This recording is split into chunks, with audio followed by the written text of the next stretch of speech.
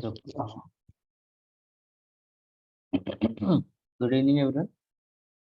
So we'll wait for a couple of minutes for other people to join. 10 minutes will wait.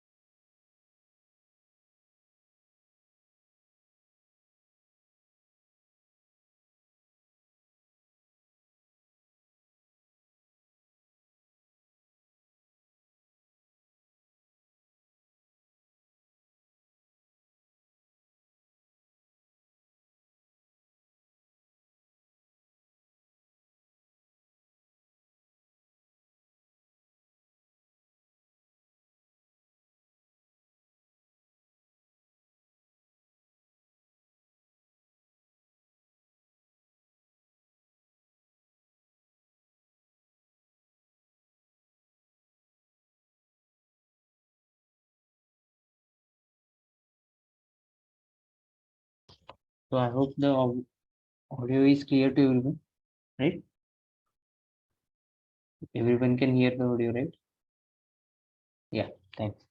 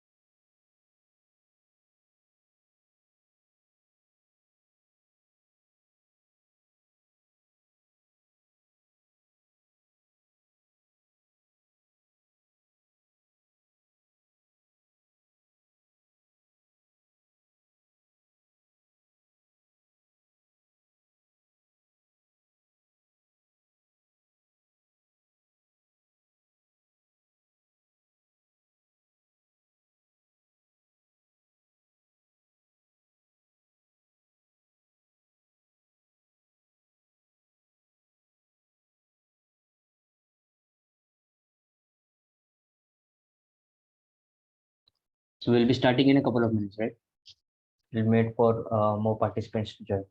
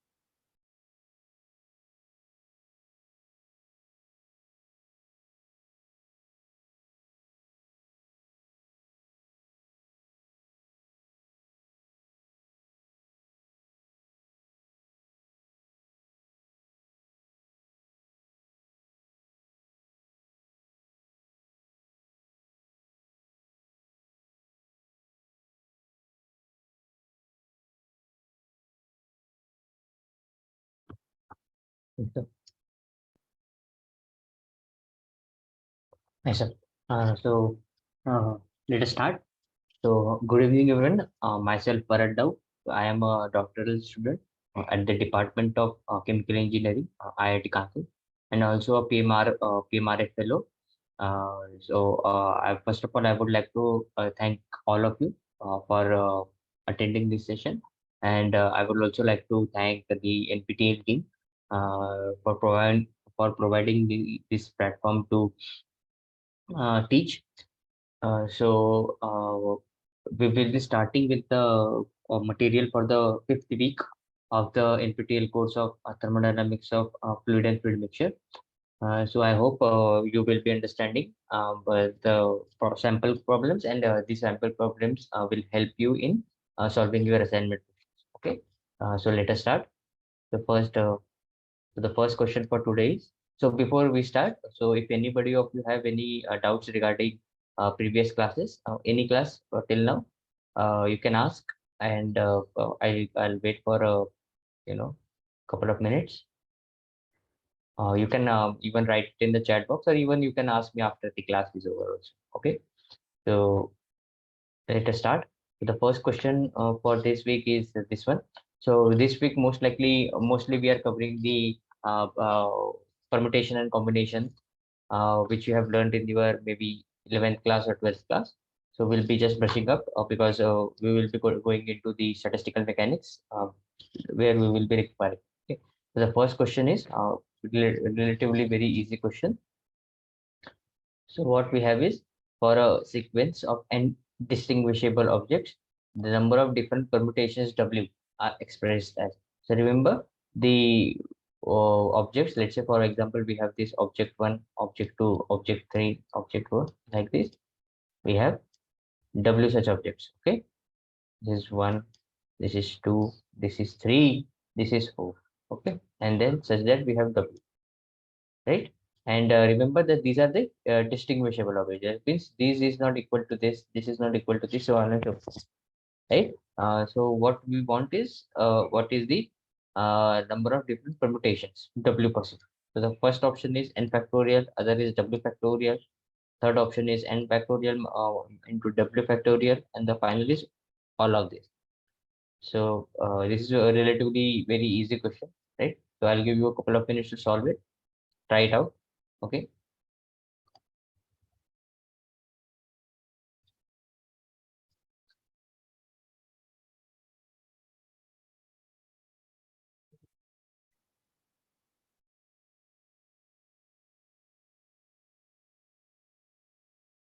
Anybody got any answer? Okay.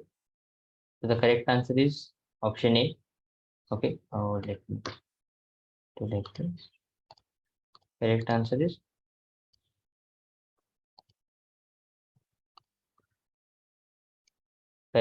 option A. That is n factorial, right? So as this is distinguishable, the number of ways we can put this n. This is n minus one. This is n minus three, right? So the total number of ways will n into n minus one into n minus two, like this. There's two one, two into one. So this is the correct answer. So this is nothing but in factorial notification. This is n factorial, right? The correct answer is option A. Anybody got it? Nobody got it? Okay. I hope the solution now is then clear to everyone. If you have any doubt in this, you can ask. Otherwise, we will move on to the next question. Okay. A very simple question. As we progress through the um, class, we'll be solving difficulty level will be increasing. Okay. So this is a very basic question, very easy. Right. So the next question which we have is, let me change the color. Okay. Okay. The next question is, how many permutations or different sequence of? So here it has to be off instead of it's a typo error. So how many permutations or different sequences of the letter of word cricket are there? Okay. So basically CRICKET.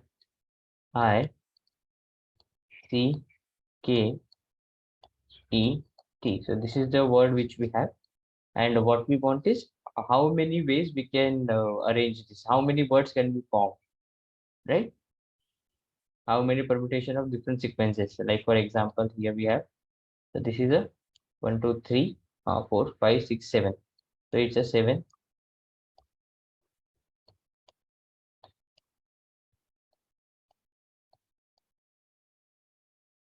1, 2, 3, 4, 5, 6, 7, right?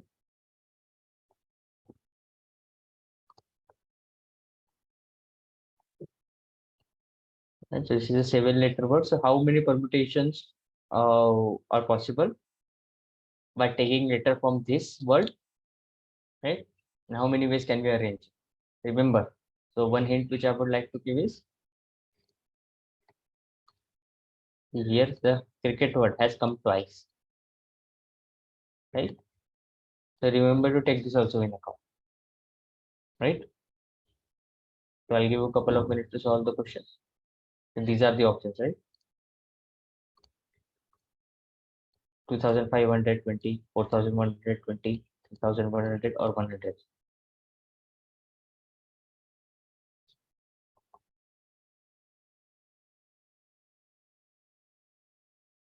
Anybody got it?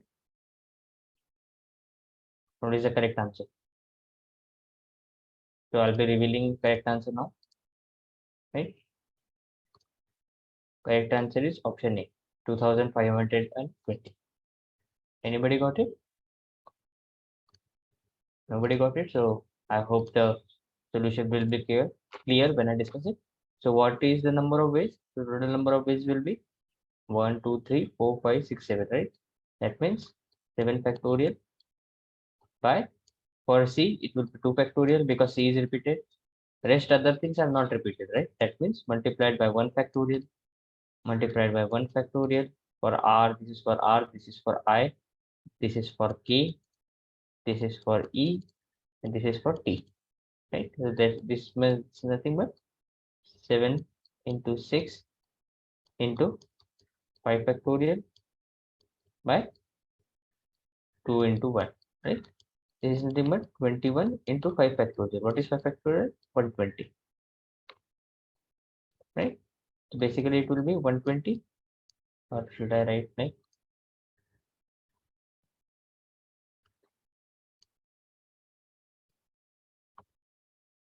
yeah, this is what 21 0 42 25. Okay? So answer is 2 5 2 0. Okay. Here you can also see.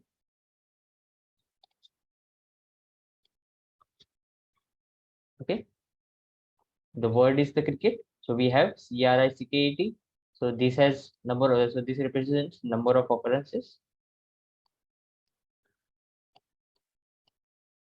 Okay. Occurrence.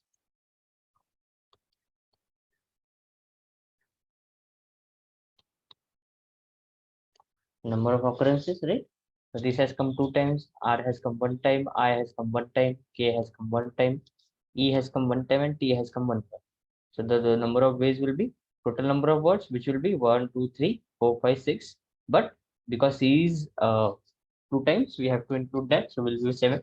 7 factorial divided by number of repeated words, right? So C has been repeated 2 times. So for that, 2 factorial. Then rest of the words are unique. So for them, 1 factorial. This will be this one, right? Because this is the standard notation of factorial, right? N factorial is what? N factorial is nothing but n into n minus 1, right? Into n minus 2, like this, till multiplied by 2 multiplied by 1, right? So we just expand 7 factorial. It will be 7 into 6 into 5 into 4 into 3 into 1 into 2 into 1, right? And then 2 factorial 2 into 1, and rest 1 factorial will be nothing but 1, right? So when you do simplify this, you get W is equals to 2520, like I said here, right? So anybody has any doubt in this?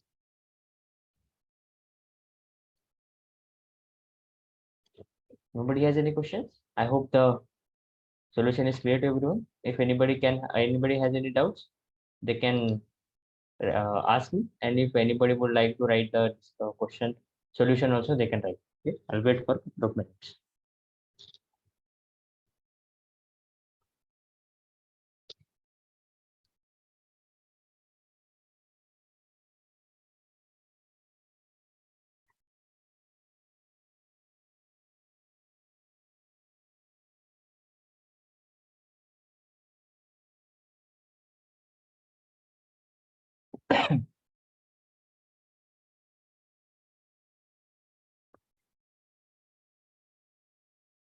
And I see no question. So I hope the solution is clear to everyone. So we'll move on to the next question. Okay. So next question is a theoretical question. Okay, and deals with thermodynamics. Okay, a quantity that relates the microscopic thermodynamic property. Remember the word microscopic is my ask. Microscopic thermodynamic property to the macroscopic, right? Thermodynamic property is the option is ensemble, partition function, both, or none of above. If you would have given a little bit of uh, if you have watched the course videos properly, you will be able to answer, right? It's a theoretical question. Okay. So anybody would like to try? Anybody would like to give attempt?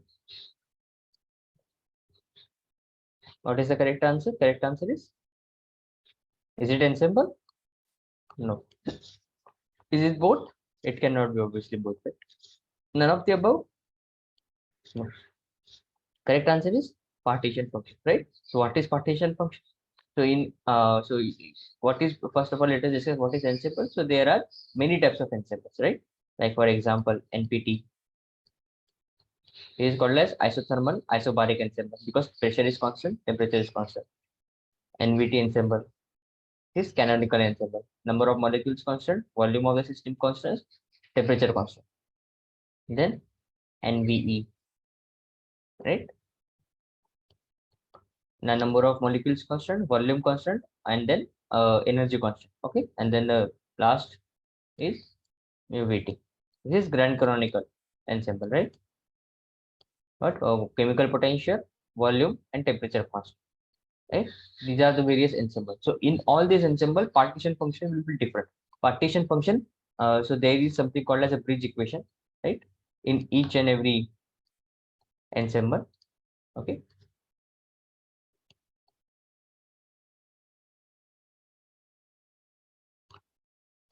Bridge equation relates microscopic world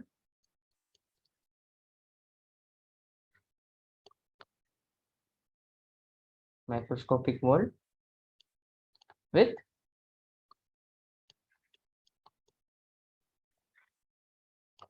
macroscopic world, right?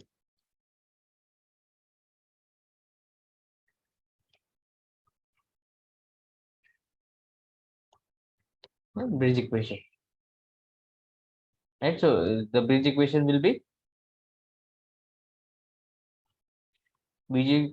different for NPT, different for NVE, different for NVT, different for MUVT, right? But the so the so it will be the form of this will be some property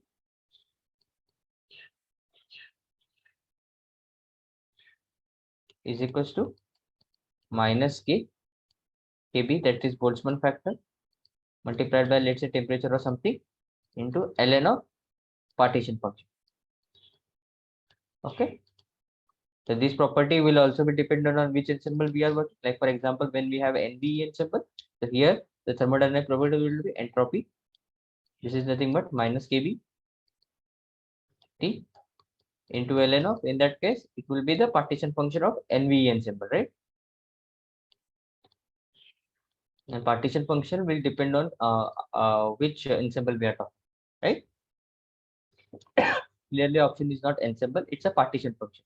So this term right hand side relates to the or let me write it. The ensemble, the partition function for this NVE will be what? Multiplicity, right? It will be the multiplicity, right? Number of ways of arrangement, right? So this is the partition function for NVE. So like this, different partition function will be for NPT, different for NVE, different for NPT. Similarly, property will also change, but the functional form more or less remains the same, right? Okay, so this is the ensemble and partition function. So this right here, this represents the microscopic, right? This is like, for example, this is like number of ways of arrangement of molecules, that is multiplicity, right? And this is the entropy. Entropy is what? It's a macroscopic property. Macro with a macroscopic property, whereas this is the a microscopic property. So this, the equation that relates the macroscopic property with microscopic property is called as a bridge equation, and this bridge equation is different for different ensemble. Okay, depends on which ensemble we are using, and it, but the functional form would remain the same, wherein we will have here property equal to some constant multiplied by ln of partition function. Partition function will also be depends on which ensemble we are working on. So clearly this bridge equation quantity. So this is the equation, and the quantity is the partition, right? So correct answer is partition function.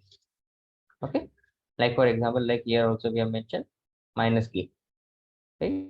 Maybe t will not be there, right? Minus k into ln omega, right?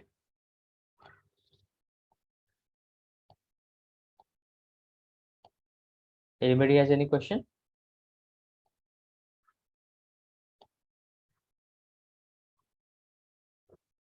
Nobody has any question?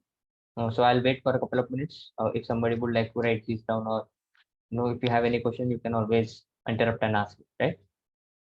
So I'll wait for a couple of minutes. And for those who have solved and have no doubt, they can go for question number 4. Okay, so I'll wait for a couple of minutes.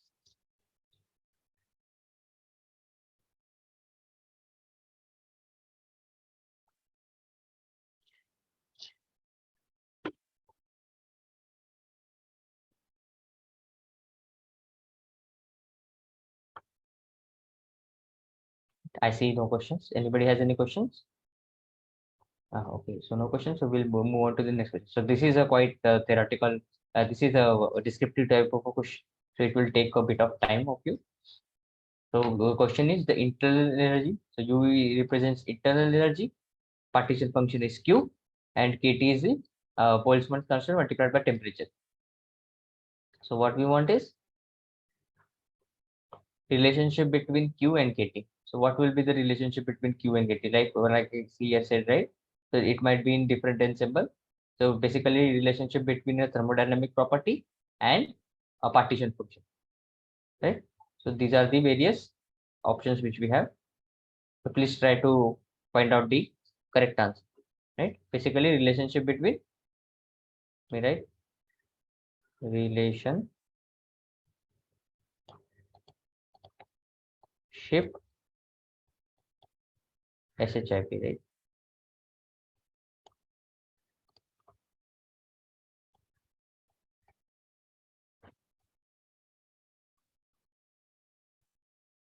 Relationship between U, which is internal energy, and partition function, which is represented as Q. So those of you who know partition function, what is partition function, and common naming convention of partition function, they can also identify what is this U, Q, which ensemble basically we are working on. Okay. So I'll give 5 minutes to for you to guys to attempt the question. Okay. If you have any questions, you can ask. I hope the question is clear to everyone, right? Yes. So you can just try it. 5 minutes, I'll give.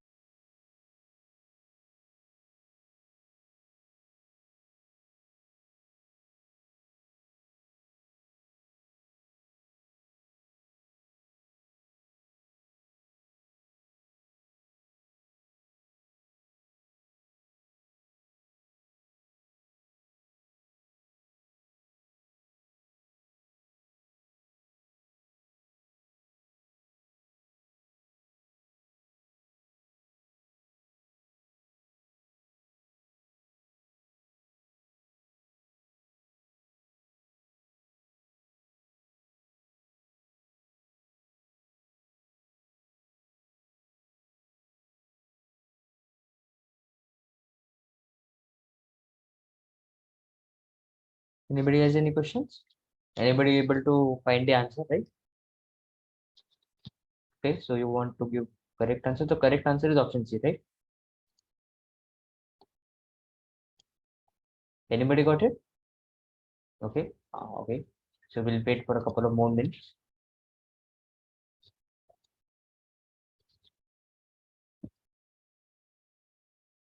Remember, even if you don't know how to solve it, you can still do unit balance, right? You can just find what is the unit of U, what is the unit of LHS, and what is the unit of RHS. Using that also you can attempt to find, right? That is also one of the way to do it.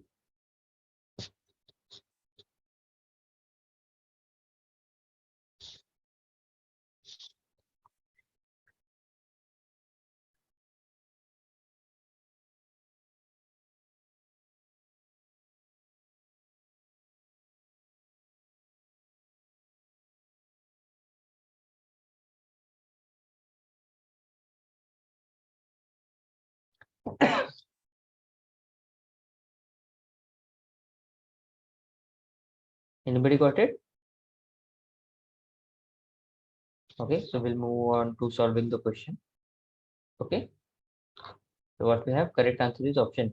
Okay, so what we have, we want to find the best most likely or most probable distribution, and that is given by the Boltzmann distribution. All right. So according to that, so PJ star basically represents what?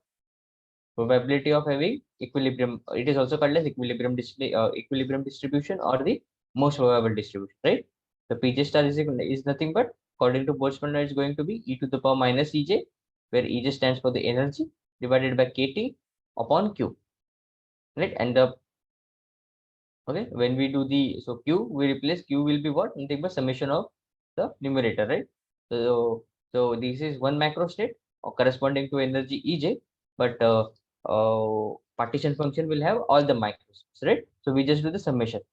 So this is nothing but probability of having a distribution. You can understand it in this way, like let's say for example you have a coin, right? And so coin can have, and you toss it one time, so you can have head and tail, right? So probability of getting head will be what? 1 by 2, right? Probability of getting tail will be what? 1 by 2. So how was this 1 by 2 form? This 1 by 2 was nothing but what we can have is so what are the different combinations? So either we can have head or we can have tail. So total number of possible ways are 2, right? Total possible ways, right?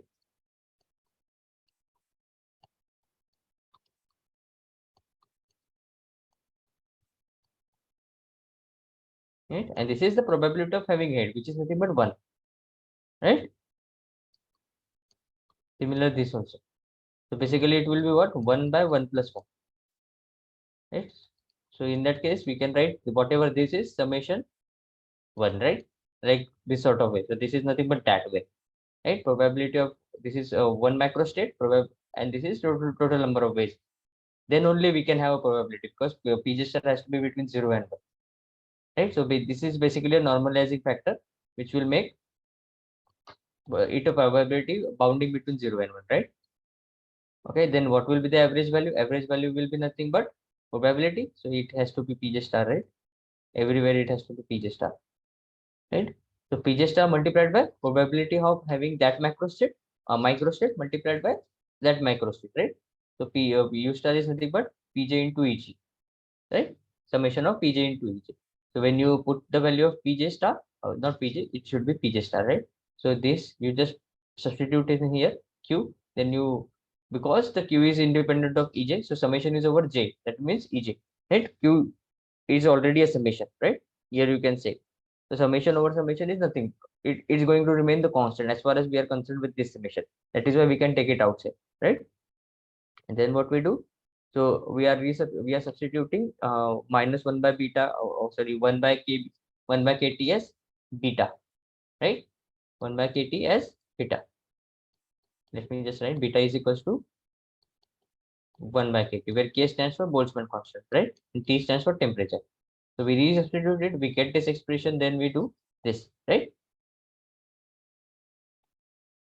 So this basically is the same expression, right? So what we are telling here is average U. Now onwards we are, so uh this brackets represents average value, right? So instead of using this multiple times, we are just going to keep it as U. Okay, and then we are going to take the derivative of u with respect to beta, right, which will correspond to this, and then we take this inside the summation. Okay, right. So I think there has to be 1 by q, right? Here there has to be 1 by q, right? Here there has to be 1 by q, right? And then you take it. Okay, so you take it inside. Okay, you take it inside, you do the derivation. Okay, so what we have is, so we get the derivative as this. Okay, then what we have this expression, which is nothing but this, and then we resubstitute beta as this, and then d beta by dt will become this. This is nothing but 1 by k e to the power minus 1. So minus 1 will come outside, and it will become or 1 by t square, right?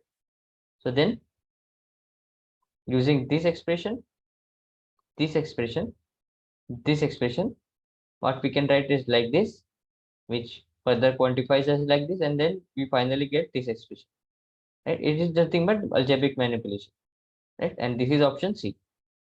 Okay, the correct answer is option C. So I hope the doubt is, nobody has any doubt, and you understood it clearly. If anybody has any doubt, they can ask now. Okay, and those who want to write it down, I'll give you a couple of minutes. Okay, meanwhile, if anybody has any doubt, they can ask. Okay.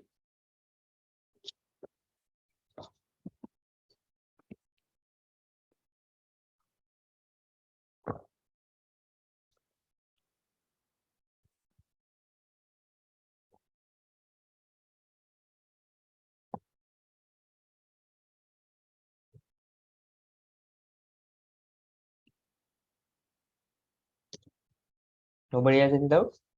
Okay, I'll give a couple of minutes to write it down. Okay.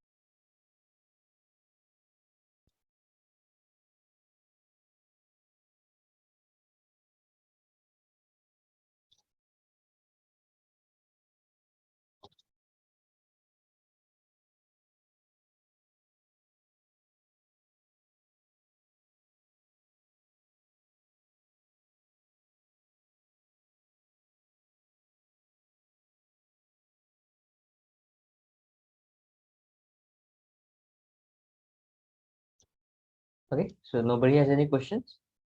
Then we'll move on to the next question, right? Right. So next question is this: the expression for entropy. Okay, let me just.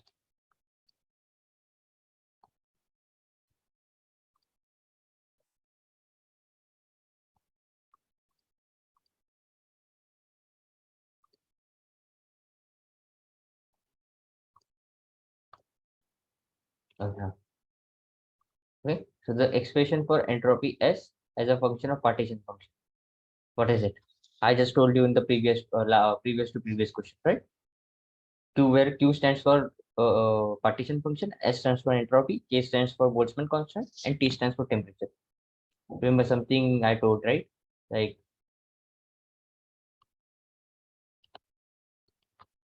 I'm going to give a hint. Bridge equation.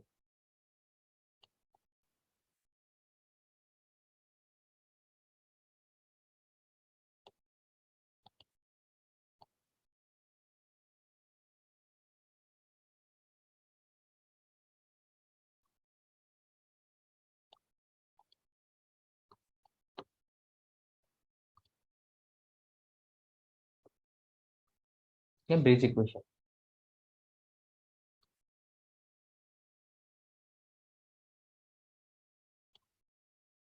Anybody got it? Yes, correct answer is option C, right? It's nothing but bridge equation, right?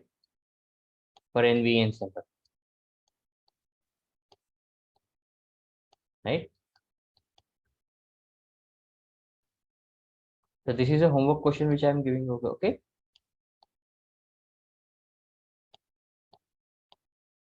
We can discuss it in the next class. Okay. So what is given? The simplest statistical mechanical system having cooperability is a three-level system shown below.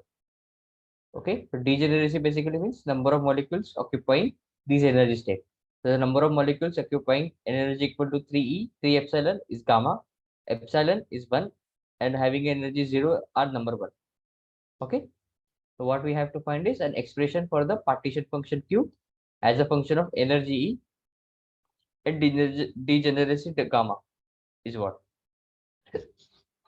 And temperature. Okay. Whether is it this or is it this or is it this or is it this? Right. So I'll give you a couple of minutes to write it down, and then if we'll discuss it in the next class. Okay.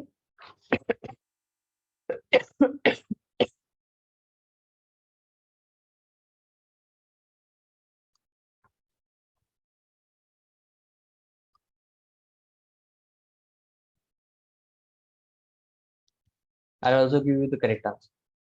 Okay.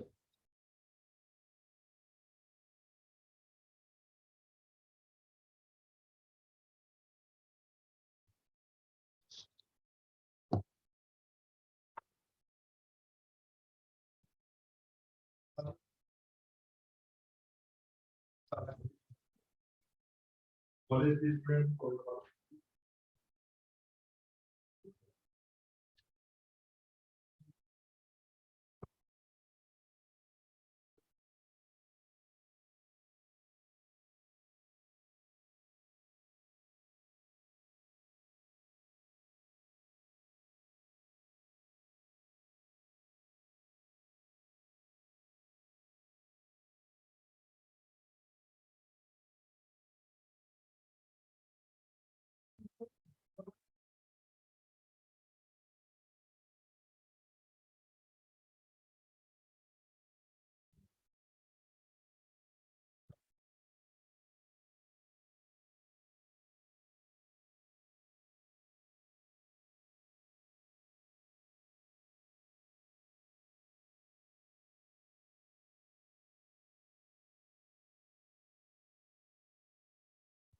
but I need to look at copy.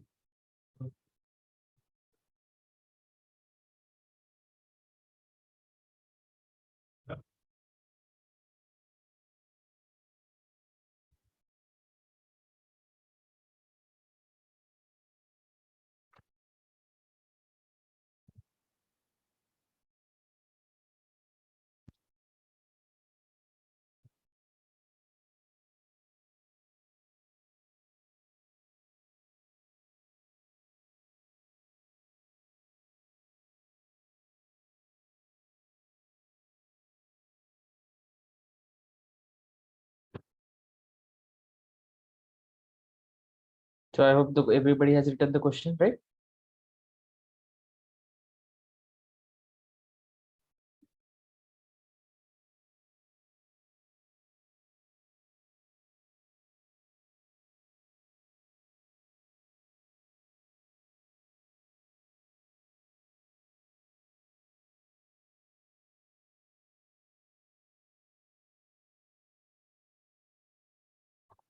So we'll move on to the next question. Okay. So what is this is also quite a lengthy question, right? So what we have considered a spherical non-polarizable molecule of radius 3 angstrom. So here A stands for angstrom. Okay. Having at its core, having at its center a dipole moment. Okay. Dipole moment is also present of 3d bar. The molecule is dissolved in a non-polar mixture. Remember, the solution or the solvent is a non-polar, whereas the molecule is polar, right? Having a dielectric constant equal to 3.5.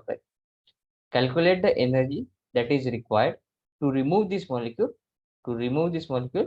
from the solution, right? The expression for energy is equal to this. This is the energy of expression. Okay, where A is the radius of the molecule, which is given as, I think, 3 angstrom.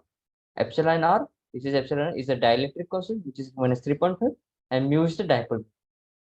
Okay, what we need is energy that is required to remove this molecule, right? The options are this: 4.61 joule per mole, 2.33 joule per mole, 4000 joule per mole, or 2700 joule per mole, 2777 joule per mole. These are the options. Okay, I'll give you a couple of minutes to solve. Okay.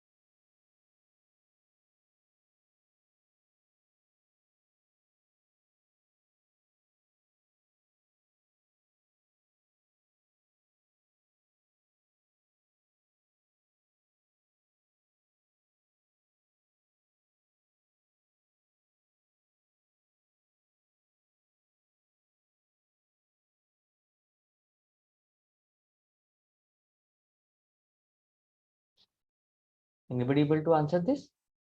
Or you require more time? Okay, I'll give you a couple of more minutes.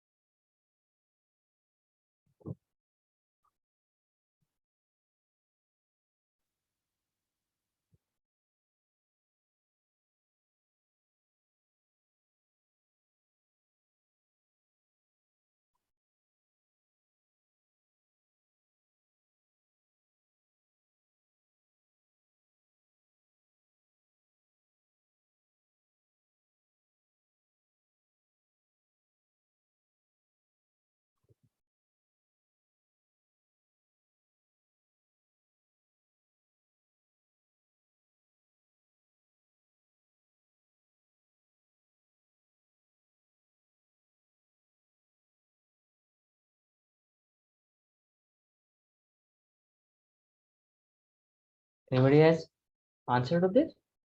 The correct answer is option D. Anybody got it? Okay, let us discuss the solution. Okay. So what we have is, consider a spherical. It is already given in the question that we have a spherical non-polarizable molecule of radius C. Okay. We are also given that E is equal to, this is the expression for calculation of energy. A is the molecular size, which is nothing but 3 angstrom. We convert it into centimeter. So 1 angstrom is nothing but 10 to the power minus 10 meter, which is nothing but 10 to the power minus 10 centimeter. Right. So then we write this A is, we convert it in centimeter. Why we are doing it CGS unit? Is because the dipole moment has been given in d bar. Right. So epsilon r is also given 3.5 and mu is also given 2 d pi. So remember one molecule. So here units are joule per mole. Okay. So we need to convert from molecule to mole. And what do we use for that? Right. We use this Boltz, not Boltz, but Avogadro's constant. Right. So I have also given you the unitary method. Otherwise, you can use straight away. Okay. So 1 mole occupies Avogadro number of molecules. Hence, 1 mole will be this many number of molecules. Right. You just calculate it. Okay. So when you basically put these values into this expression, you'll get this value, right? 4.61 into 10 to the power minus 21 joule. And because it is dependent on for 1 mole or 1 mole or 1 molecule, we just need to divide it by the appropriate conversion factor, right? When you do this, you get this expression. Okay. Anybody has any question? I'll give you all a couple of minutes to understand it. And if you have any doubt, you can ask me now, or you can even ask me later, but it's preferential that you ask me now. And for those who would like to write it this down, I'll give you a couple of minutes, right?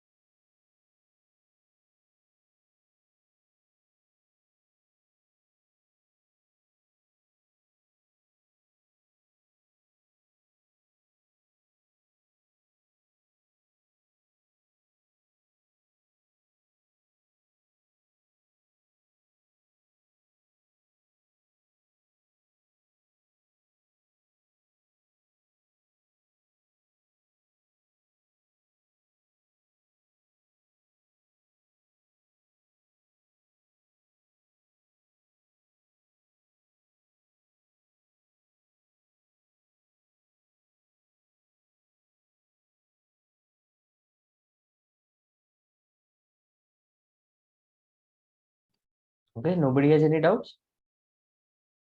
Okay, then we'll move on to the next question. Okay, so what we are given is, let me change the color. Okay, what we are given is, we are given a two-state system in which the low energy is this 300 calorie per mole, and the high energy is 1500 calorie per mole, and it's a two-state system. Okay,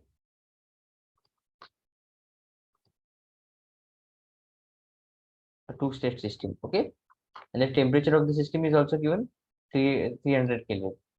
So what we want is, what is the partition function, right? Whether this is partition function value is this or this, right? If you know the definition of partition function and what this two-state model is, will be easily able to find the solution. Okay, so I'll give you a couple of minutes to solve it.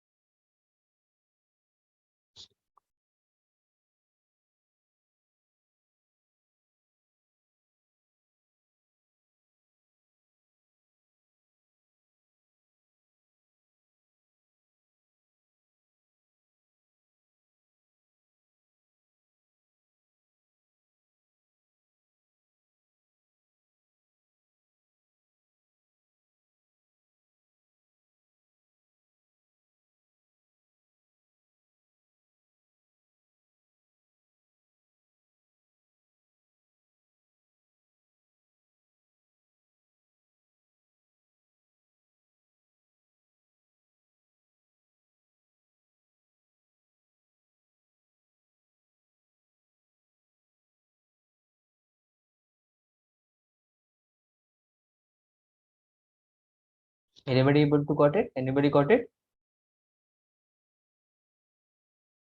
Okay, so I'll be revealing the answer. The answer is this, right? So just like in here, instead of, here we have three level system, right? So if you will be able to answer this question for three level, this is a simplified version of this. Instead of three, here we have only two level system, right? So the correct expression for the partition function will be this, right? 1 plus e to the power minus of epsilon 2 minus epsilon 1 divided by kt. So then you just put in the values. We are given the energy 1500, 300, okay, and 2 into 300. Temperature is also given. You just put in the value, you get it 1 plus e to the power minus 2, which is nothing but this value. Right? So correct answer is option C, right? So anybody has any doubt? So for those who would like to write it down, you can write it down, and those who want to who have any question, they can ask, and for others, you can try the next question. This is the next question. Okay.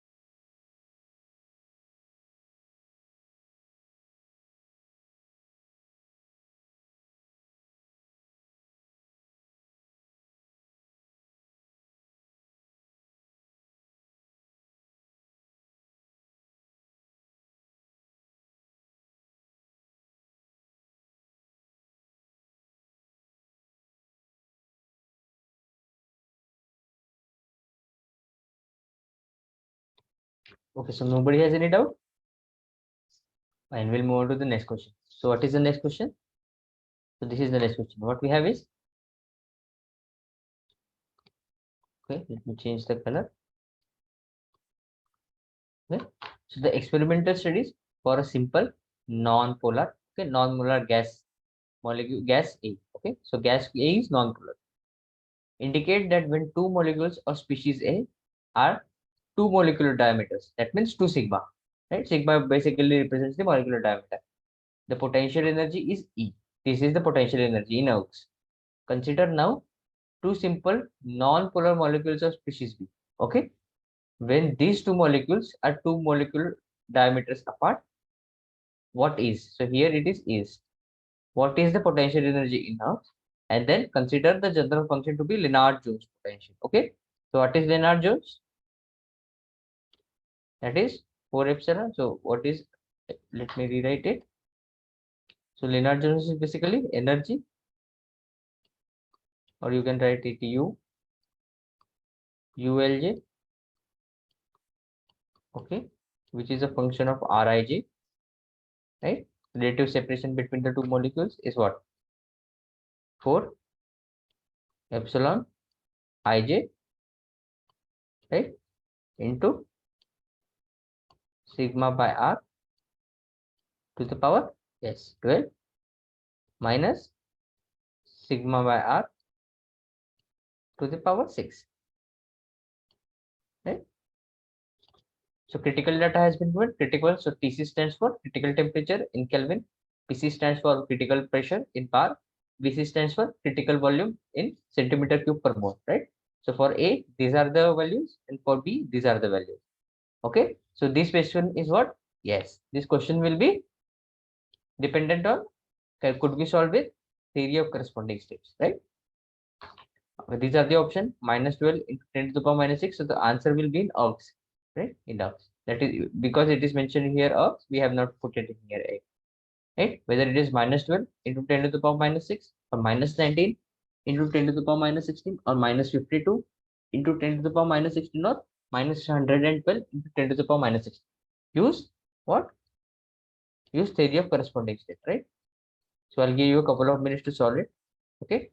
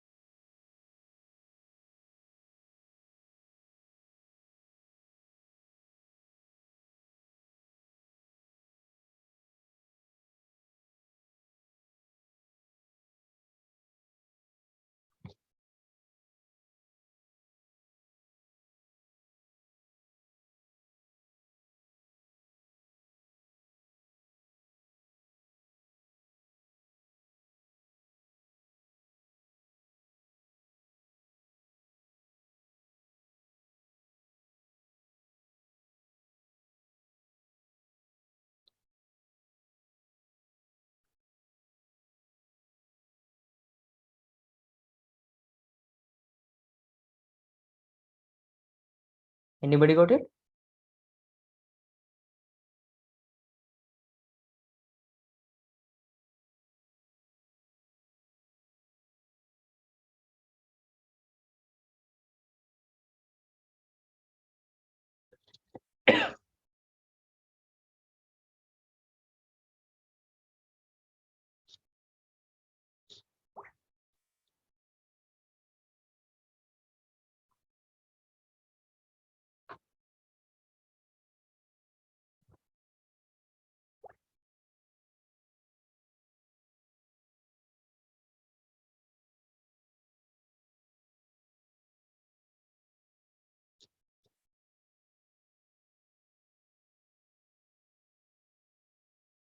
Anybody got it? The correct answer is option A, right?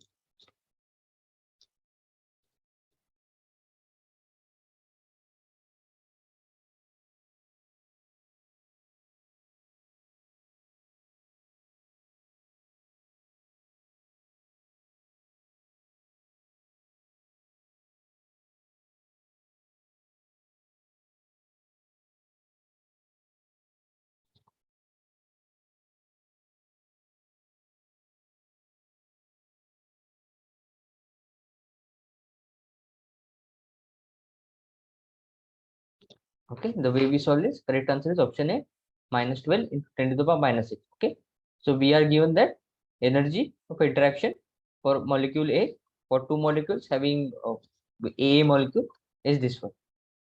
Okay, so by theory of molecular theory of corresponding state, what we have is this expression, where F is some functional form of energy. So for here we have given is F is a LJ potential, right?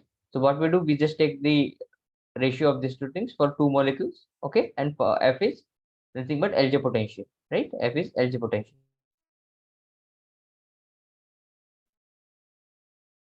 and epsilon by K is nothing but this, right? Expression, we put in the values. Okay, we get tau. So tau here basically represents the energy of interaction, right? So we end up with minus 12 is 10 to the power minus 6. Okay, so anybody has any doubt? So I'll wait for a couple of minutes. If you have any doubt, you can ask. Otherwise, for those questions who don't have any doubt, they can go move on to the next question, which is a probability based question. And those who want to write it down can write it. Okay.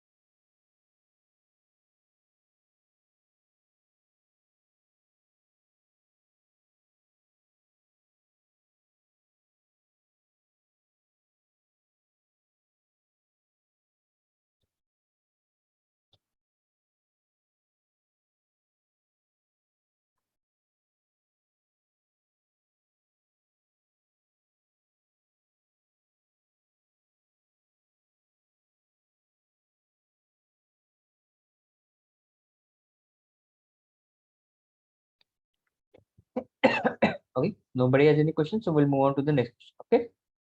So next question is, suppose that on a given day you sample the distribution of colors of socks. Okay. Sample color of socks that 30 people, okay, were wearing. So figure 1 shows the possible outcome.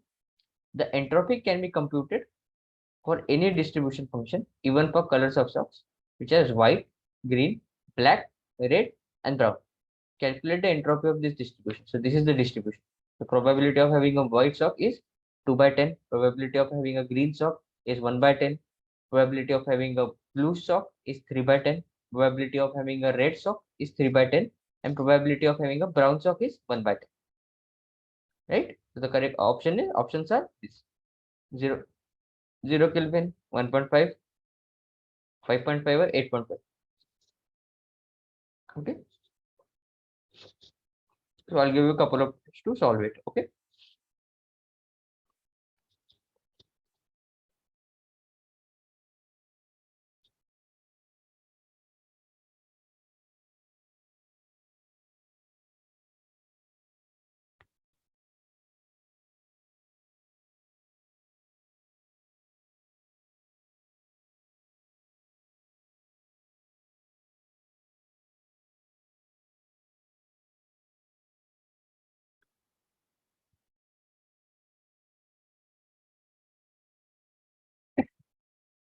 Anybody able to solve it?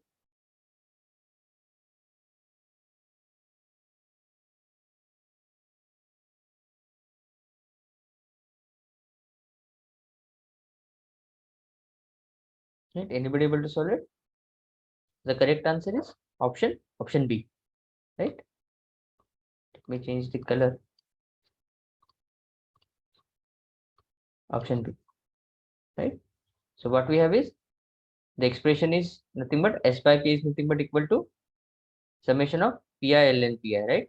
And here the loop will run for, because we have five outcomes, summation will be from different color of socks. That is 1 to 5. This is nothing but, so we have been given this probability 2 by 10 is nothing but 0.2. So we just put in the values, right? Minus of summation of this, right? So here has to be minus, which ends up with this value 1.5, 1.5, right? So k we just multiply. K stands for Boltzmann constant. So this should be small k. Okay, this should be small k. This should be small k, and this also should be small k. Right? Okay, for those of you who have no doubt, they can try the next question, and those of you who would like to write can write, and if you have any doubts you can ask. Okay.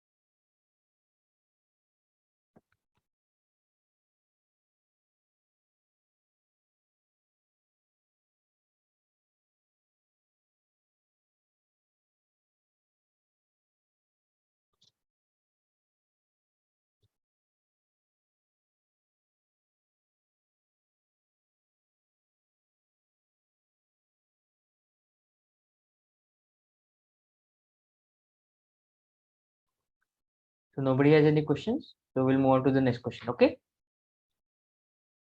So what is the two molecules? Okay, so two molecules are adsorbed on a simple two-dimensional square crystalline lattice, each at one particular lattice. Okay, so there are in total three lattices. Okay, where the molecules can adsorb. If two molecules at the adjacent side, attractive interaction between them can result in a negative potential. Right? If the molecules are adjacent, then the energy of interaction will be minus epsilon. Otherwise, the molecules do not interact. Consider the volume to be fixed and neglect all other energy, such as kinetic energy and those of molecules with surface. What is, so sigma stands for epsilon. Sigma stands for multiplicity. What are the total number of ways of having a zero molecules, arrangement of molecules in this square lattice, so that the energy of interaction is zero.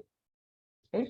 So these are the total number of ways. So this is one question, and the next question is also related to this question. Okay. So I will be explaining both of them one after the other. Right. So the option which we have is 4v, v into v minus 1 minus 4v, 4v by 2, v into v minus 1 minus 4v by 2. Okay. So where v stands for volume, v stands for total lattice. Okay. So I'll give you a couple of minutes to solve it.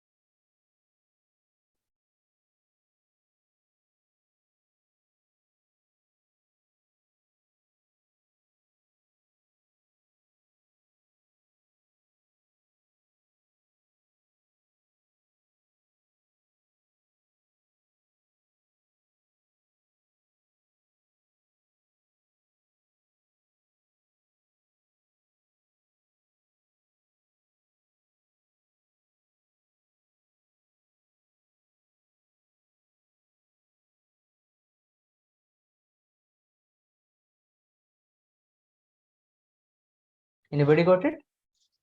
The correct answer is option which one? Anybody has answer? So we'll discuss, right? Intentionally I have left this blank because I will discuss both of these questions one after the other, right? Right. So this is the first question and this is the second question. Total number of ways of arrangement of molecule said that the total energy is minus epsilon. Right? So I'll give you a couple of minutes for you to solve.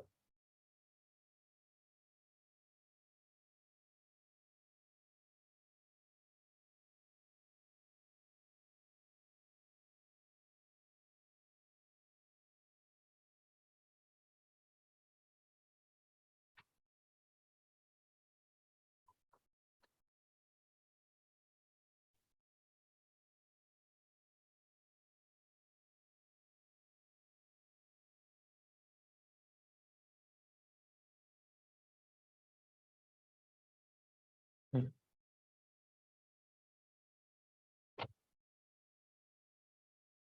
Anybody got it?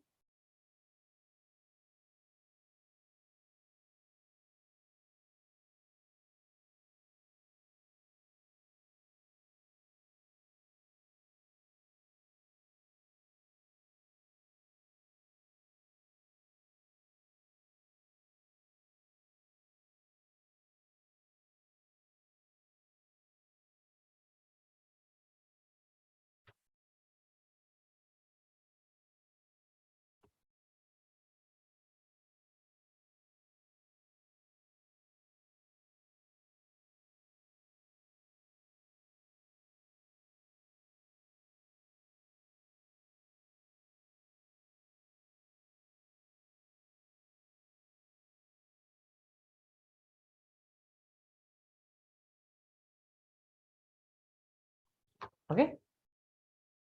So let us discuss. So what we have is for both of these problems, we must think that about what microsets are possible in system. Okay. Some possibilities for a system with V are shown in figure 12, right? So these are the possible microstates, right? So this is the lattice, right? The square points represent lattice, and these are the number of these are the molecules. So one number represents first molecule, two number represents two molecules. So like it said, if molecules are adjacent, energy of interaction is minus. So we can have an energy of interaction minus here. There is no energy of interaction here also. They are not adjacent. They are diagonally opposite, but they are not adjacent. So energy of interaction is zero. Here they are adjacent, so energy of interaction is minus epsilon. Similar goes with this. Okay, so some microstats for two molecules adsorb onto a square lattice. Okay, we notice that each lattice set has a total of four neighbors, right? So if you consider, let's say for example, this lattice set, it has this, and this, where energy of interaction will be minus epsilon. Here, or here and here diagonally, we will have zero energy of interaction. Okay, so this is for a molecule in the bulk. If we have a on corner, we might have only three energy of interactions, right? Like similar goes for here, only three. Similar goes for here, right? Same goes for here, right? So for two, it will be this one, and this one, right? With the exception of eight sides, right? However, the number of eight sides will be much less than a total number of sides, which are V, in a microscopic system. Because in a microscopic system, what we have total number of sites will be 10 to the power minus 23 molecules. Right? Therefore, we will neglect all such edges, right? So the number of possible uh, uh, microstate for energy equal to E is simply the total number of ways we can place the first molecule, which will be V, multiplied by total number of possible neighbors to it, which will be multiplied by 4. Because for each molecule, let's say for example, we put the molecule in here, total number of ways of putting second molecule will be either this, or this. So total number of ways of putting first molecule will be nothing but total number of molecule sites, right? Total number of molecules, because number of lattice parameters are very high, right? That is V multiplied by for each molecule put, we have four other options, right? It is 4. So this is the option. This is answer to the first question, right? But no, this is not the answer to the first question. Okay, because molecules are of same nature. If that is, for example, if first molecule is hydrogen, second molecule is also hydrogen. So basically, molecules are indistinguishable. So like I told in the first question of our class, that when the molecules are indistinguishable, we have to divide by, right? Because we are counting it again. Like for example, here you see this and this is same thing, because here we have represented that molecule one is one, one is two. That is, we have made the molecules as indistinguishable, right? So we have made molecules as distinguishable, whereas in reality molecules will be indistinguishable, right? They are same. So in that case, we have to divide. So this is the answer to the first question, right? This, which is 4v by 2, right? And then the other is, what is for total number of microstates for energy equal to minus epsilon. This will be what? On the other hand, all remaining possible configurations have zero energy, right? The total number of configuration is the number V of the spots at which to put the first molecules times the number of V minus 1 spot at which to then place the second. So this is the total number of ways for for the second option, that is total number of ways of putting molecule so that the energy of interaction between them is minus epsilon, is zero. Energy of interaction is zero, right? That is nothing but total number of ways minus the what we have number of ways which we have found for first earlier question, right? But again here the molecules are indistinguishable, so we have to divide by 2, right? So this is the answer to the second question, right? So this, right? So does anybody of you have any doubt, right? If you have any doubt, you can ask. Otherwise, for those of you who don't have any doubt and want to write this down, I'll give you a couple of minutes to write it down, right?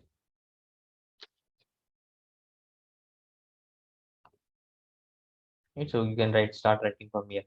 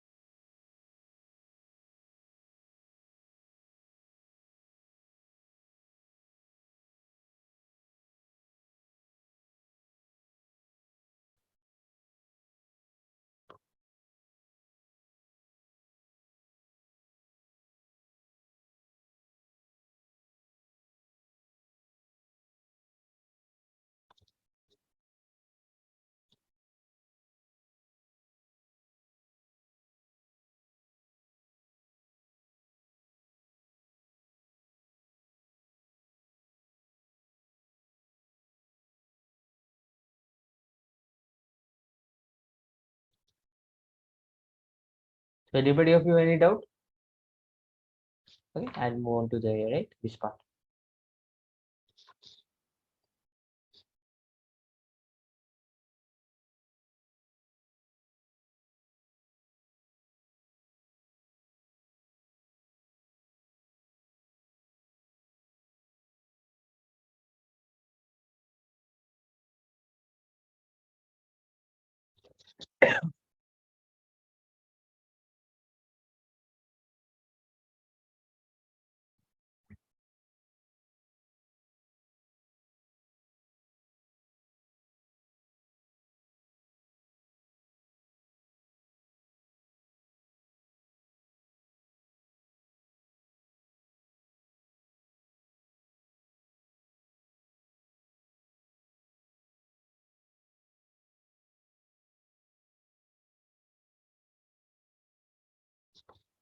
Right, you can start writing this down. Nobody has any doubt?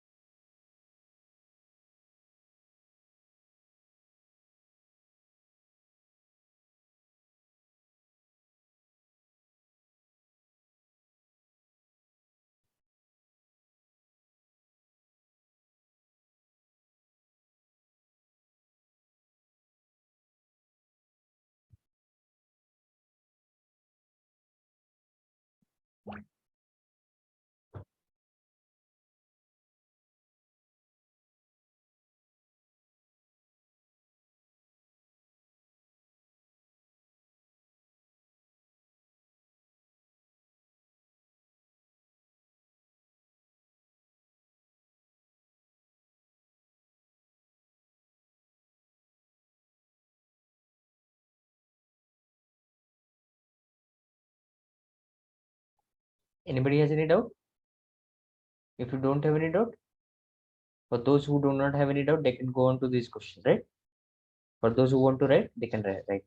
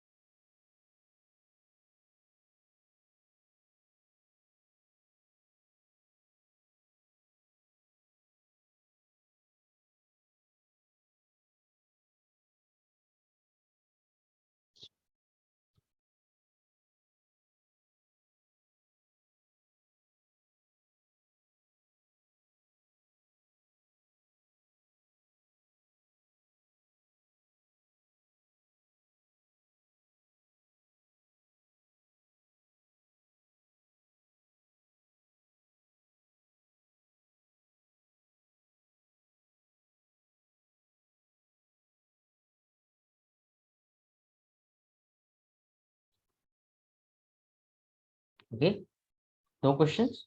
I hope that everybody written it. Okay, so then we'll move on to the next question. Okay, so this question is common. The information for this question is common for question 13 to 16. Okay, so what is the question? Let me change the color. So n particles, okay, are adsorbed on the lattice consisting of v possible adsorption site, with given that number of molecules are very sorry, that number of molecules are very smaller as compared to the number of lattices. Okay, write an expression for the number of distinct molecule configuration in the system in the following case. Right, only one can sit at each site, and the particles are all identical. Right, this is a follow-up question for the previous question. Right. Okay, so this is the first question. The second question is only one particle can sit at each side, and the particles each have a unique identity. Right? Only one particle can sit, and each side the particle have unique identity. For example, different colors. This is the 14th question, and the 15th question is more than one particle can sit at each side, and the particle each have a unique identity. So we'll move on to the step in a step-wise manner. So first you try solving this question in which only one particle can sit at each side, and the particles are identical. Okay, I'll give you a couple of minutes to solve the question. Okay.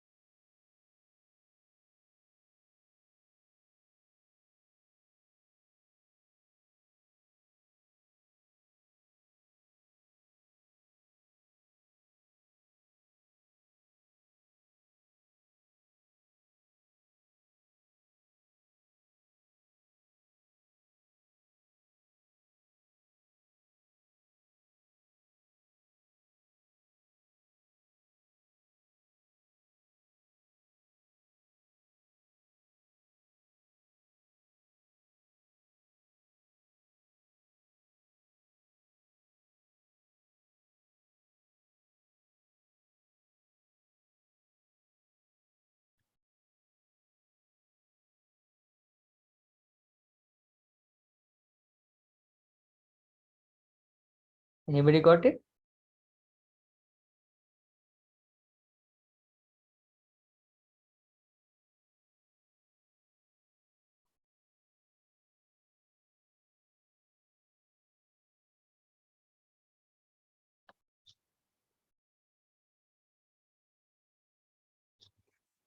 So the correct answer is, I am not providing any answers, right?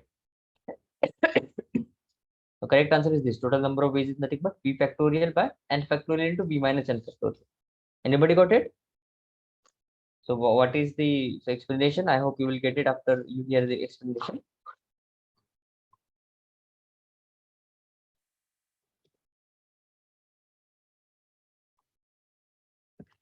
Okay. What is the explanation? So in this case, we have b options in total, right? We can think of a process of selecting n of the b sites and then placing particles on them.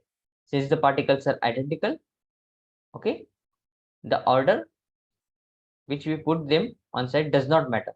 In other words, if we swap to particles position, we do not incur a new configuration. Hence, the total number of ways is this. We factorial that will be VCN, which is nothing but this value. Right? Total out of B sites, we are choosing N sites. And because the particles are identical, right? We are using the C. Otherwise, we would have used the P. That means because the number of particles are identical, that is why this N factorial has come out. If the particles would not have been identical, we would not have been using this N factorial, right? So anybody of you got this answer? Right? Nobody got it. So if you want, so for those who have any questions, they can ask. And those who would like to write it this down can write down. And for those who knows who want to try the next question can try the next question. So it is okay. So I'll give a couple of minutes.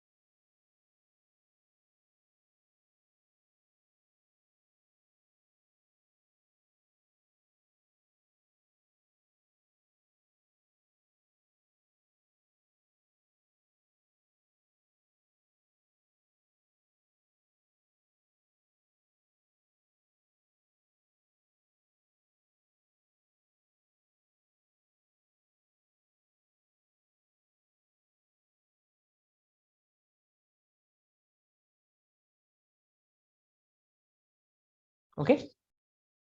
So nobody has any doubt. So we'll move on to the next question. So the next question is, in this case, only one particle can sit at each side, and the particles each have a unique identity. Right. So what we will do, you can take inspiration from previous question. That is question number 30. You can try to answer this question. Right. I'll give you a couple of minutes to try it out.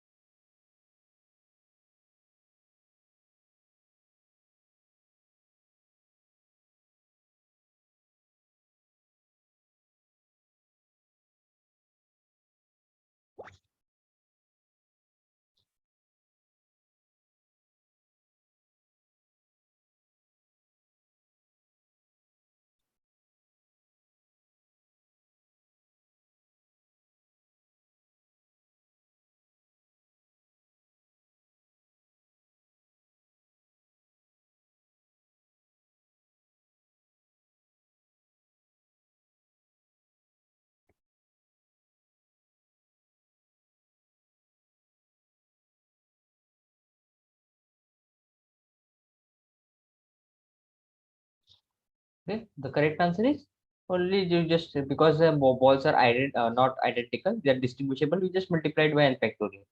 Right, so the correct answer will be nothing but this. Right, total number of ways of picking n points from v points. Right, VCN multiplied by n factorial. Right, nothing but VCN multiplied by n factorial. Right, this will give this answer.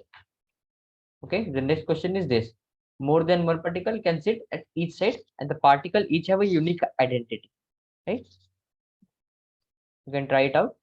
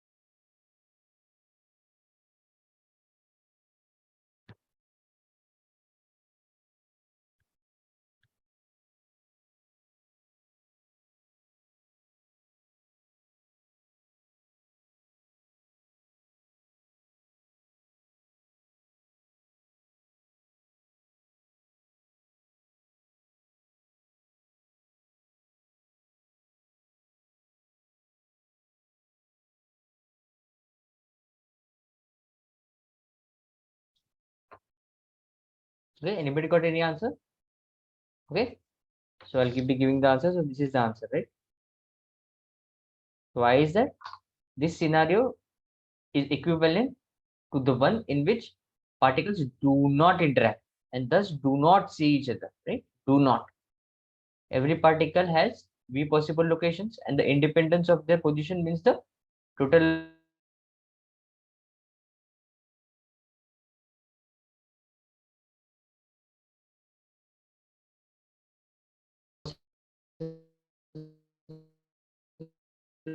possibilities is multiplicative.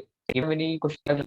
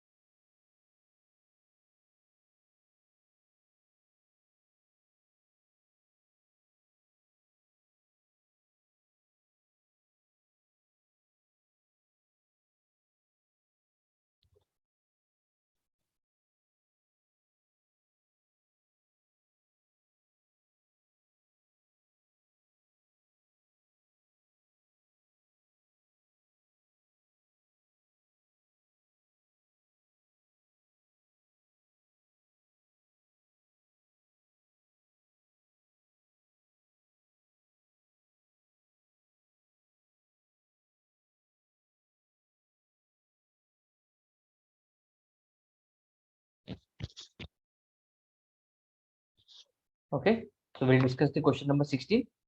So more than one particle can sit at each side, and the particles are all identical. Remember, they are all identical.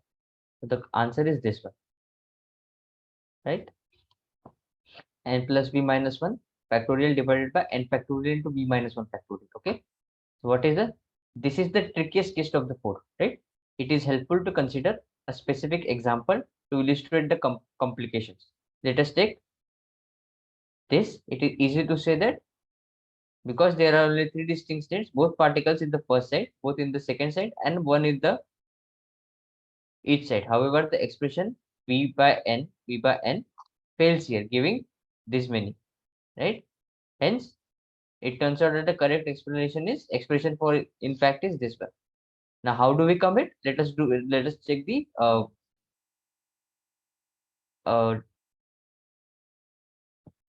how do we get this expression, right? So proof for this expression. So what we consider is we consider a box and number of balls in it. Okay. So figure A represents balls in a box and figure B represents if the box had a movable partition in, right?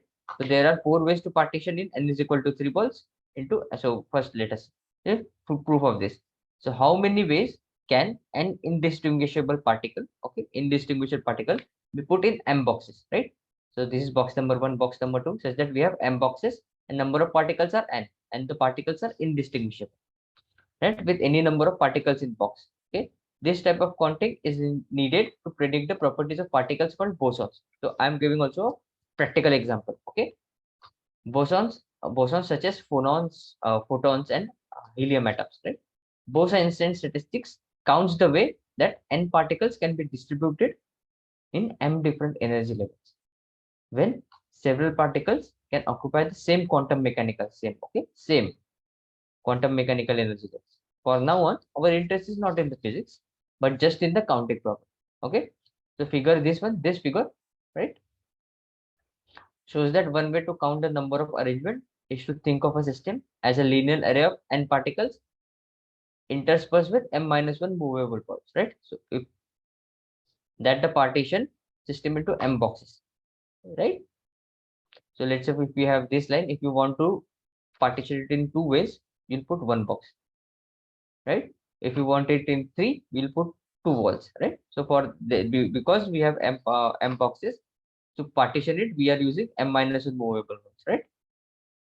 And there are m plus n minus one objects, right? Counting walls plus particles, right? If the objects were all distinguishable, there would be m plus n minus one factorial arrangement. However, because here the n particles are indistinguishable from each other and the m minus balls are also indistinguishable from each other, because of this, the what we can write is n plus b minus 1 factorial total number of ways divided by, because n balls are identical, we have to divide by n factorial, and because v minus 1 walls are also identical, we have to divide by v minus 1. So p, or here v can be replaced with m also, right? Giving rise to this. Right? So the correct answer is this one. Right? So if you have any doubt, you can ask it. If you want to write it down,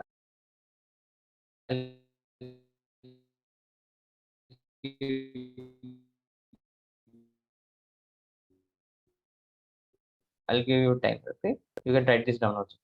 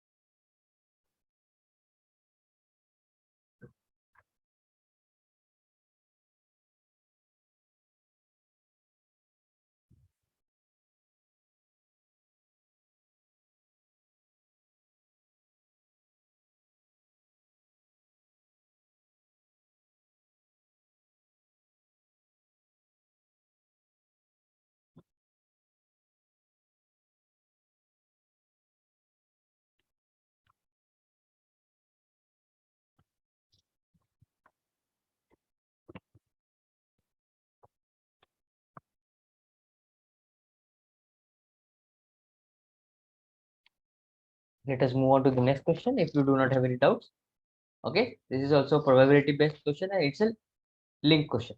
So information is going to remain same for question number 17 and question number 18. Okay. So what is the question? So you have applied for three schools. Let's say the schools are University of California at San Francisco, which is denoted as UCSF, Dutch School of Mine, DSM, and Harvard. Okay, you guess that the probabilities you will be accepted are probability of acceptance into UCSF is 0.1, probability of getting accepted in DSM is 0.30, and probability of getting accepted in Harvard is 0.50. So you are 50% likely to get accepted in Harvard. So assume that the principal acceptance events are independent. So what the question is, what is the probability, okay, that you get in somewhere? Okay, probability of either you get at UCSF or DSM or Harvard, any of them. Okay, so there is no option for this question. Okay, so I'll give you a couple of minutes to try it out.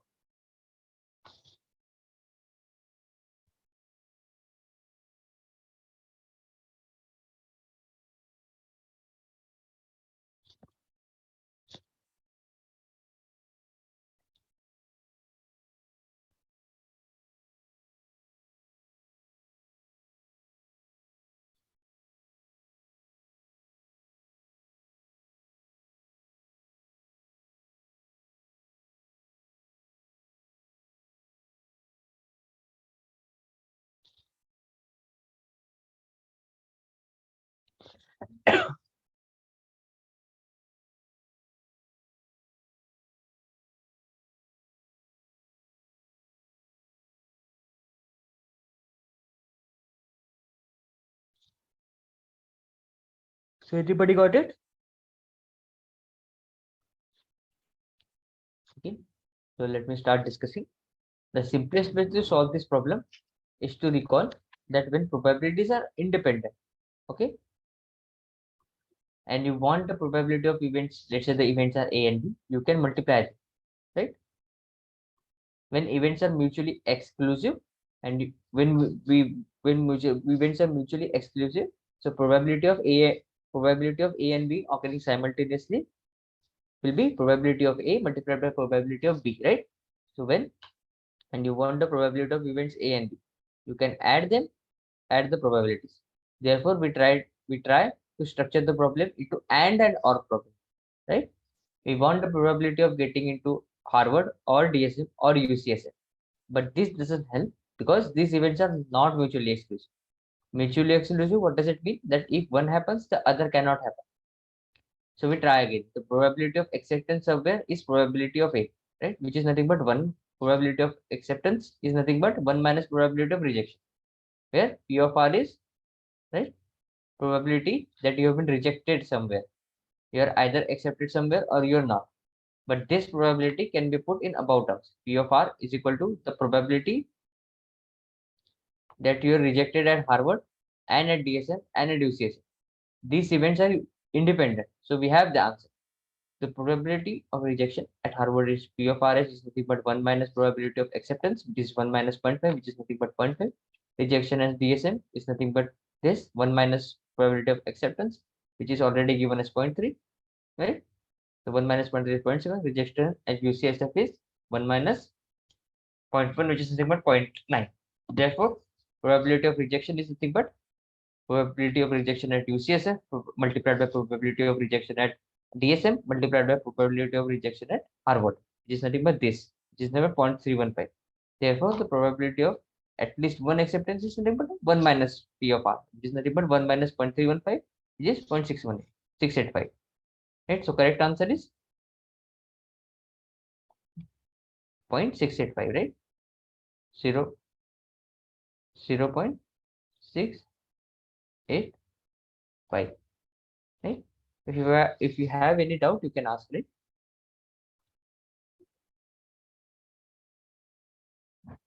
For those of you who want to write, they can write. And for those of you who want to ask, they can ask any doubt. And for those of you who would like to go ahead, can try the 18 question. Okay. I'll give you a couple of minutes.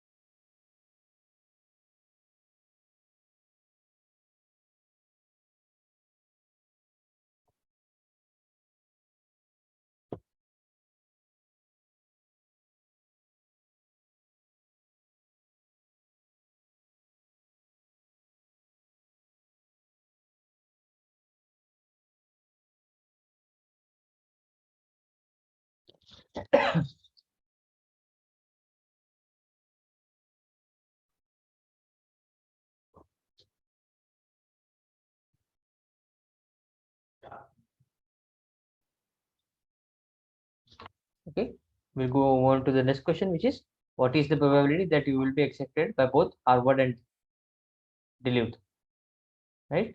So I'll give you a couple of minutes to try this question.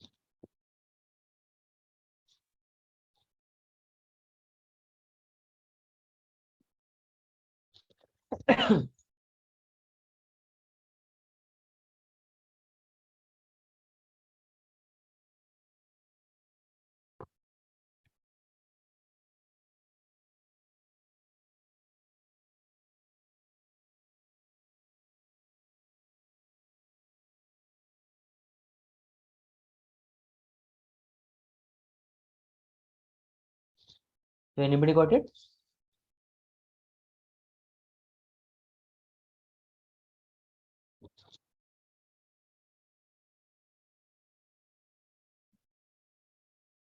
Nobody got it. Let us discuss this.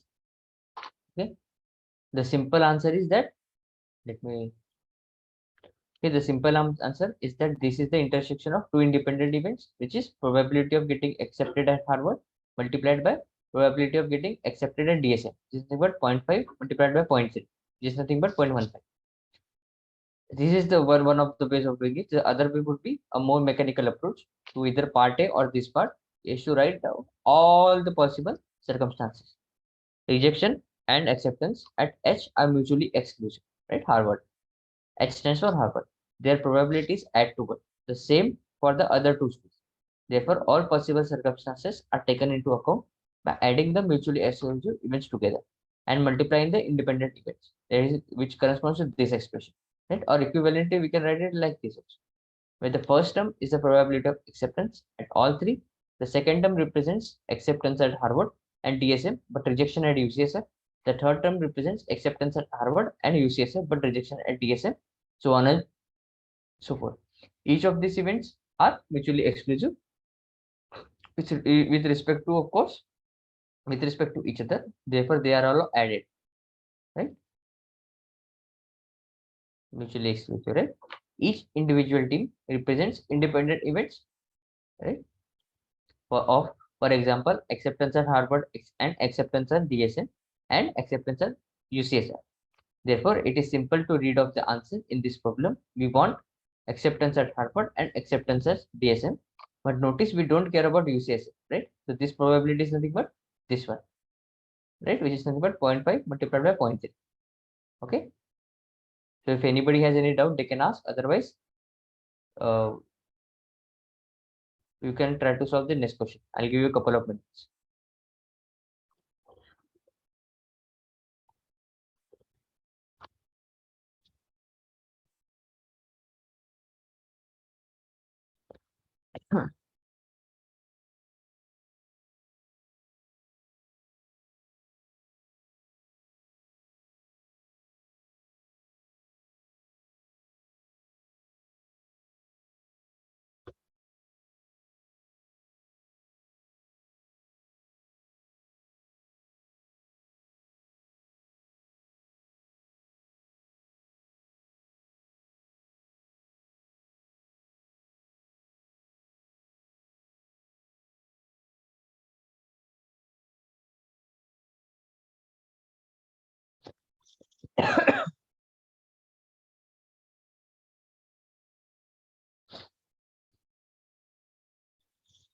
Okay, so let us start with the next question as I hear the no doubts.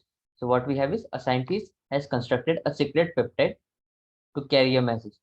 You know only the composition of peptide, which is 6 amino acids block. It contains one serine, okay, one threonine, one cytosine, one arginine, and two glucamates. What is the probability that the secret will occur by chance? Sequence secret will occur by chance. Okay. So I'll give you a couple of minutes to solve the question.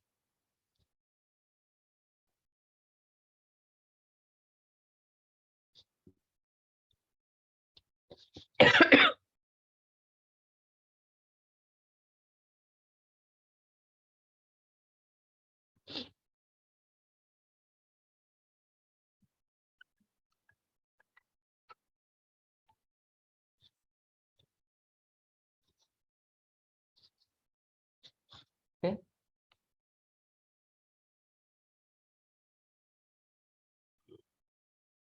Nobody has. So we'll start. We'll start. Anybody has got the answer? Okay. So we'll start with the explanation. So this is the answer, right? So the S could be the secret could be in any one of the six position. Sorry, the serenine could be in any one of the six position with equal likelihood. The probability that it is in position 1 is 1 by 6. Given that S is in first position, we have two E zeros which could occur in any of the remaining five positions. The probability that one of them is in position 2 is 2 by 5. Yes. Given those two letters in position, the probability that one C is in the line of 4 remaining position is 1 by 4. The probability for R is 1 by 3. For remaining E, it is 1 by 2. And for the T is 1 by 1. So the total number of ways will be 1 by 6.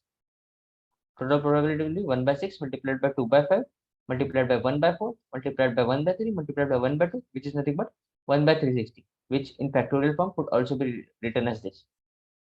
Okay.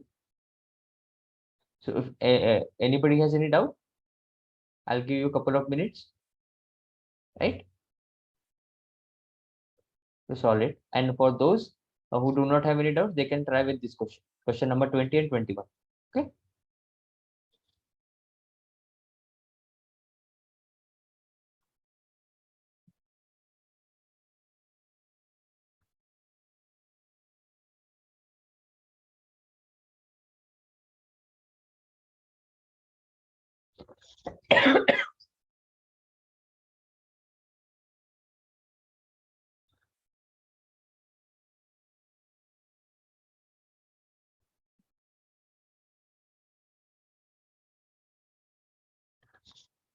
Okay, so I hear no question. So we'll move on to the question number 20. Okay. So question number 20 is what is the probability? So suppose you roll out a pair six-sided die three times. What is the probability of getting a five twice from all three rows of dice? Right. This is a fairly easy question, right? So I'll give you a couple of minutes to solve it and then I'll explain.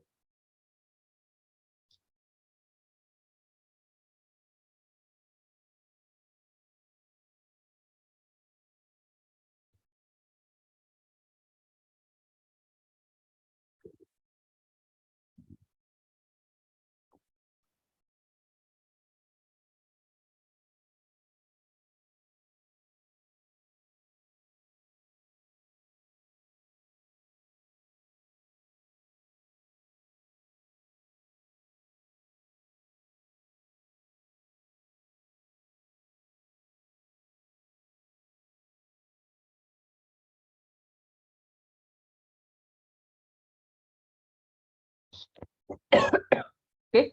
So the correct answer is the probability of getting five x fives on n rolls of dice is nothing but this 1 by 6 whole to the power x multiplied by 5 by 6 whole to the power n minus x multiplied by n factorial divided by x factorial into n minus x factorial. Right? So note that this is a two outcome problem. Okay, getting a 5 or not getting a 5. It is not a six outcome problem. So the probability of getting two fives on a three roll of dice is nothing but 1 by 6 whole square multiplied by 5 by 6 whole to the power 1 multiplied by 3 factorial by 2 factorial into 1 factorial, which corresponds to with this. Right? If you have any doubt, you can ask. Otherwise, you can go to the next question. Okay.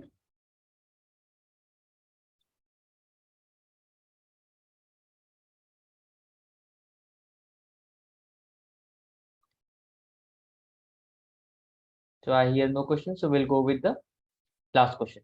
What is the probability of getting a total of at least two fives from all three rows of dice? Right? So the solution is probability of getting at least two fives is the probability of getting two fives or three fives. Since these two situations are mutually exclusive, we seek probability of getting 2 5s plus probability of getting 3 5s, which corresponds to this expression. And when we simplify, we end up with this. Okay.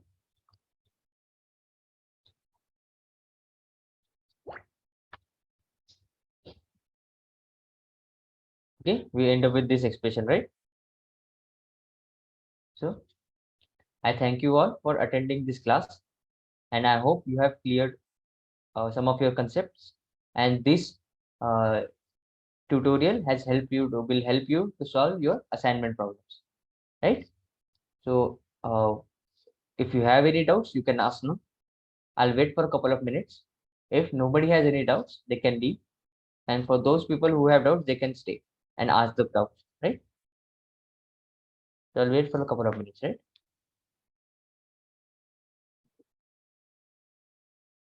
Okay, so nobody has any doubts, right? Okay. So I thank you all for attending this session, and I hope to see you again in the next class. Okay. Thank you. I'll be stopping the meeting now, right? Thank you all.